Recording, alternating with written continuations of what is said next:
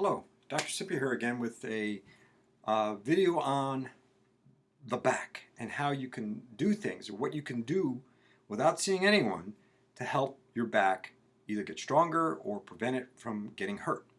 It's simple activities that can do that. So let's watch this and enjoy. The estimated cost of back pain in the United States is about $61.2 billion a year.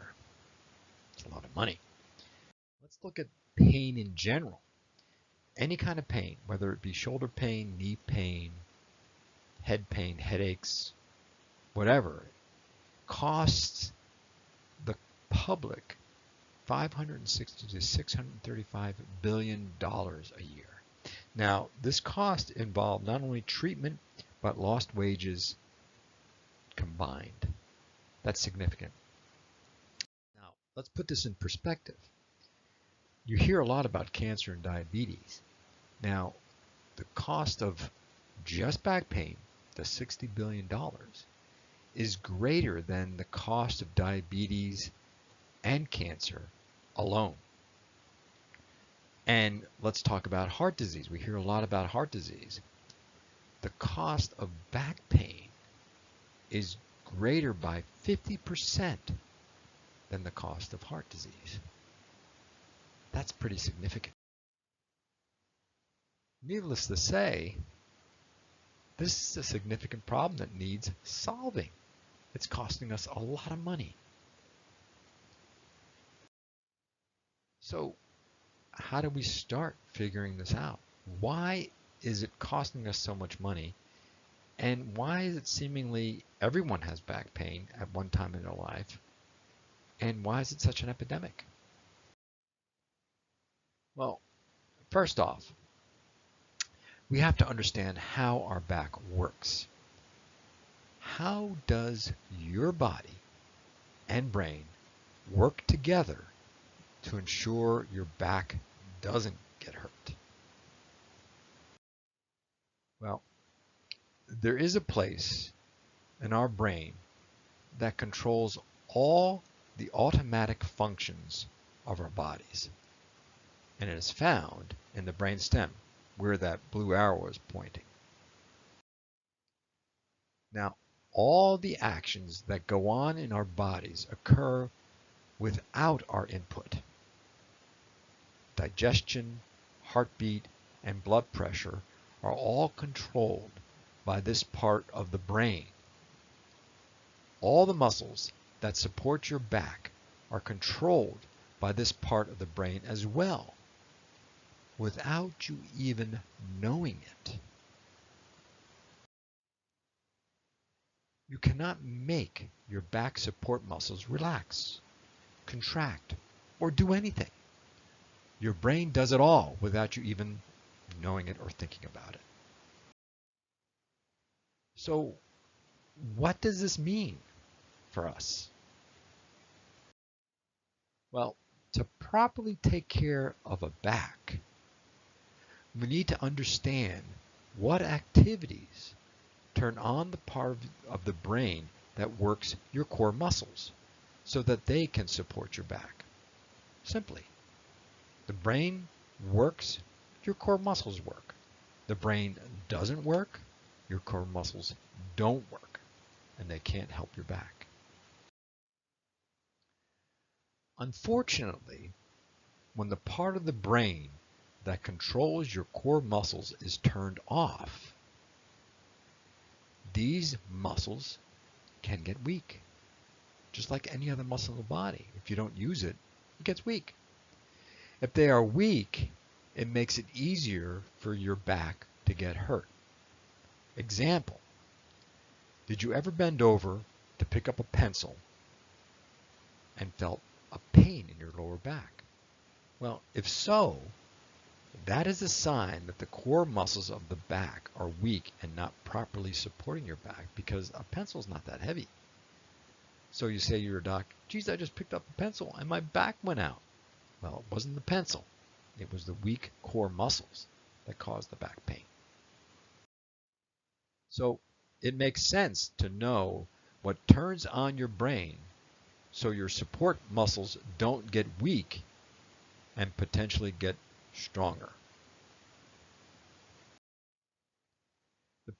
The brain turns on and core muscles are active in healthy individuals when simply standing still, bending forward, twisting to either side, picking or lifting things up, and walking.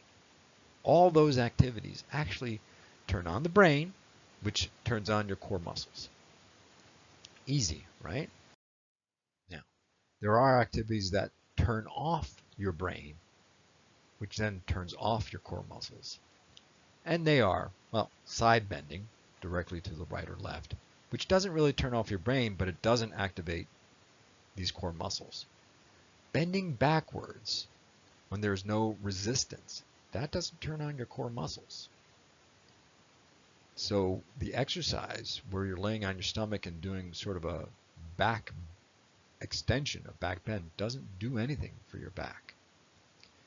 Laying down does two things. It does turn off your brain, which then turns off your core muscles. Now sitting, which we will address later, is a significant problem because it both turns off your brain and turns off your core muscles. So think about what a typical day is for you. How much do you sit in comparison to how much you stand or walk? A typical day for a modern individual is they sit an average of 13 hours a day and sleep lying down an average of 8 hours a day, resulting in a sedentary lifestyle of around 21 hours a day. That's a lot. So it is okay that your brain shuts off while you're sleeping because you're supposed to sleep. It rests your brain. It actually rests your body. It doesn't stress your back and it doesn't stress your brain and uses less energy. So laying down for 8 hours a day and having your brain shut off is good. But while you sit, you are awake, using energy and stressing your back. Because you're sitting, we know your brain that controls the core muscles of your back are not active. This can lead to weaker back muscles and potential back pain. Sitting an average of 13 hours a day is not promoting good brain health, let alone back health. You're putting yourself at risk for potential chronic back problems and a whole host of other issues I will address in other videos. So as humans, what must we do to solve this problem? Well, let's start with the obvious. Do more brain activating activities. I understand with a modern lifestyle, it is not easy. So let me give you some direction. The easy stuff first. Walking and standing are easy and awesome activities for your brain and back. But how much of each? Well, experts say you need to stand for at least 2 or if not 4 hours a day. I stand for at least 6 hours with no ill effect. See if at work you can have a standing desk, or if not, stand every hour for a few minutes. This will actually turn on your brain, and researchers have found that the brain that controls your core muscles turns off after just 20 minutes of sitting. You can potentially hack this by just standing every 20 minutes to an hour for just a moment, which can turn your brain on again. Now, walking, it is suggested that you attempt to walk 10,000 steps a day, which is about 5 miles. Now, cardiovascularly, this is good, weight loss and all that type of stuff, but little do they mention is that this actually helps your brain quite a bit and your back. So can you do 10,000 steps in a day? Well, it is easier than you think. Just take the stairs. Take a break from sitting and walk around the building. Park the car far from work. Try walking instead of riding the bus or subway to the closest stop to work. It does take effort, but it is worth it. If you need to keep track of your steps, you can get an inexpensive pedometer. The one below is only 64 cents. Now, those are easy to implement and to make a part of your workday. The more you do, the more it becomes a habit and the easier it is for your back. But what if you want to do more? What if you want to increase the strength of your brain and your back? Well, luckily, there's things you can do. But to do this, we need to learn how to hack your brain and back. So let's learn a little anatomy first. Researchers have discovered that the primary core supporting muscle is a muscle called the multifidus. And it is found throughout your back, on your spine. Now, what if there is something you can do every single day, several times a day, that strengthens this muscle and actually helps strengthen your back? The trick is to figure out what exercises actually make the multifidus muscle and brain stronger, and it doesn't take us all day to do them. They need to be easy and quick, as well as effective. So if you have no back pain or had back pain in the past, but not now, here are 2 easy exercises you can do almost anywhere. Researchers have found that these activities or exercises excite the multifidus muscle and your brain, thus making them stronger and doesn't take a lot of time to do it. But it is necessary to do them frequently. I recommend, if possible, every 2 hours. For the first, a simple plank. And I'm showing you in a video right after this slide 4 ways to do it, depending upon how strong your back is and where you are. Hello, Dr. Symko again here, and in this video I want to show you how to do planks. Now you can see I'm not in workout gear. It can be done in your office clothes, and that's the important thing about this is that you're trying to hack your back. And how to do that is to do these exercises that are really simple to do, and it can actually strengthen your core even though you're sitting all day long and stuff like that and doing things to weaken your core. So as best I can, what you're going to do is the first way of doing a plank, let me move back a little bit here so you can see my wrists, is just like this. Now it's important to know that my wrists are under my shoulders. They're at 90 degree angle. They're not out like this. They're just like this. And then my head and back are all in line. They're not sagging here or there. It's all nice and straight.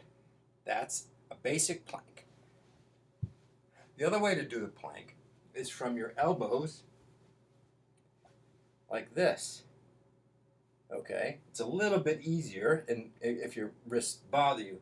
So head straight again. And then another way you could do it is from your knees and with both either elbows or, but if you're doing it from your knees, I recommend doing it from your elbows, just like this. And it's important that you have that plank effect with your back, just like that. So now, there's another way I'm going to show you. And this is if you don't want to get on the floor and you just want to do it on a table, a chair, or a counter. And the principles for the plank apply even when you're up higher, is that the hands are within line, the wrists are in line with the shoulders, And what you want to do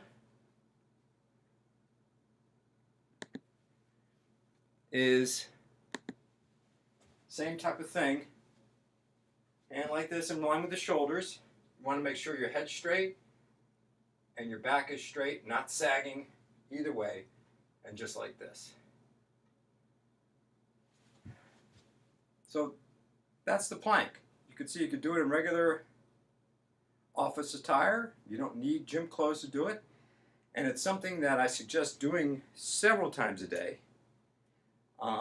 every couple of hours if necessary. And it's sort of hacking your back. It's kind of strengthening your back while you're doing things that weaken your back. Okay, next is bird dog.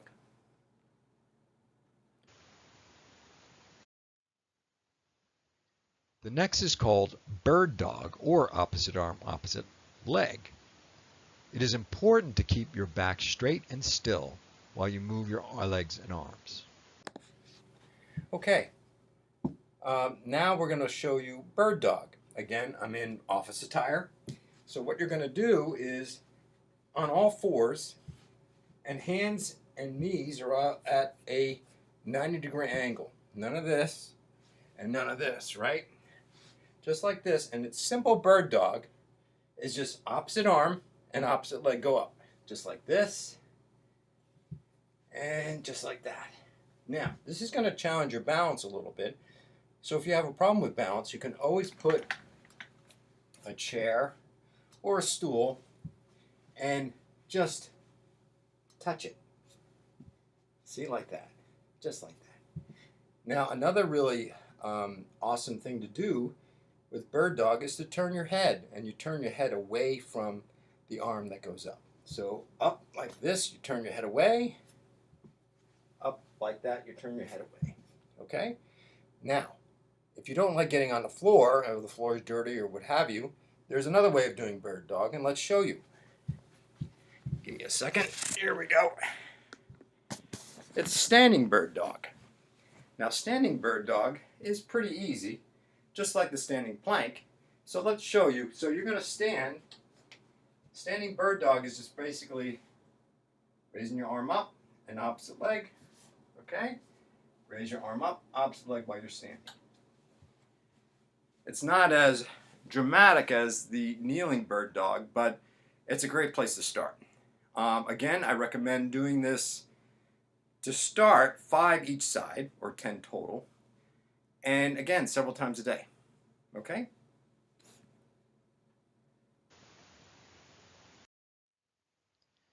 So those are the 2 exercises you can use to hack your back and brain, so to speak, and improve their strength. I recommend starting slow, say 10 to 20 seconds with a plank and maybe 10 bird dogs total. That is 5 each side. If you have never done these exercises before, this is a good place to start. Over time, you can build up to more time and more reps. Again, to get the best effect you can, do these every day, several times a day. I suggest at least every 2 hours. You can put a timer on your phone so you don't forget. Well, we have more to talk about. Now, what if you have back pain now, and what are you going to do about it? Well, that is for my next video. There you have it. As you can see, it takes a little effort to ensure that your back is strong and healthy, but I believe the effort is worth it. Look here again. I'm going to do part 2 of this low back pain video on if you do have low back pain and what you can possibly do about it and where it might be coming from. And other videos are coming up, TV's effect on the brain. So enjoy, and thanks for watching.